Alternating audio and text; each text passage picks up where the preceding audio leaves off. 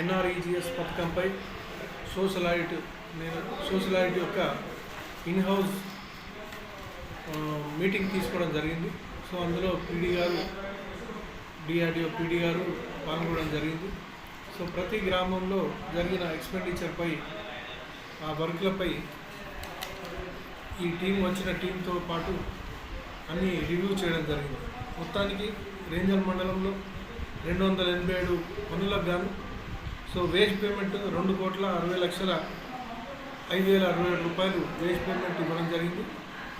So material payment గాను 9,87,121 రూపాయి material payment total కలుపుకొని 2,69,92,188 రూపాయలు ఖర్చు చేయడం జరిగింది.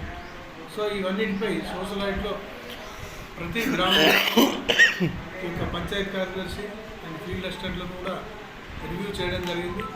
సో దాంట్లో కొన్ని టెక్నికల్గా కొన్ని వర్కుల దగ్గర తప్పుడు క్యాలిక్యులేషన్తో చేయడంతో కొందరికి ఫైన్ కూడా వేయడం జరిగింది.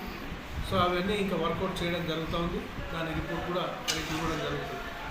కొన్ని నిర్లక్ష్య కారణంగా ఇంకెవరైనా పనులలో జాప్యం చేయడంతో, ఎవరికైనా ఎక్సెస్ పేమెంట్ చేయడంతో వాళ్ళకు కూడా కొన్ని రికవరీస్ అనేటివి పీడీ గారు ఇవ్వడం జరిగింది. కాబట్టి ఇవన్నిటి రిపోర్టు రేపు ఇవ్వడం జరుగుతుంది. అలాగే ఇంజనీరింగ్ విభాగానికి వస్తే 26 వర్కులకు గాను 7,630 వేజ్ పేమెంట్ ఇవ్వడం జరిగింది. అలాగే